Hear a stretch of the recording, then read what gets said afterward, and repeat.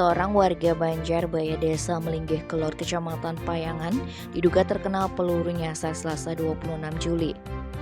Peluru dari senapan angin tersebut mengenai bagian kepala NWS.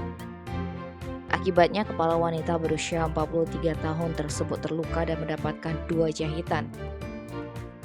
Berdasarkan informasi yang dihimpun di lapangan, sekitar pukul 15.30 Wita korban yang sedang kurang enak badan tidur di dapur dengan posisi kepala menghadap ke timur. Namun beberapa saat kemudian ada benda yang membentur kepalanya. Ketika diraba ternyata darah mengucur di kepala. Korban berteriak memanggil suaminya. Suami korban berlari menuju dapur. Sesampainya di dapur ia mendapati kepala bagian kiri istrinya mengeluarkan darah. Korban kemudian dilarikan ke RSU Payangan guna mendapatkan penanganan medis. Sayangnya hingga saat ini, benda yang diduga proyektil senapan angin tersebut belum ditemukan. Peristiwa itu pun sempat dibagikan pada grup WhatsApp warga setempat sampai akhirnya diunggah ke akun-akun berbagi informasi baik di Facebook maupun Instagram.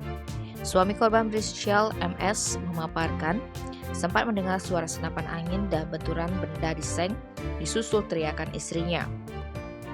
Dikonfirmasi terpisah, Kapolsek Payangan AKP Putu Agus Adi Wijaya mengatakan peristiwa itu tidak dilaporkan kepada pihak kepolisian. Kendati demikian, pihaknya akan tetap melakukan penyelidikan soal kejadian tersebut. Ia mengatakan pelaku penembak dengan senapan angin bisa dikenakan hukuman pidana. Tim Bali Express melaporkan.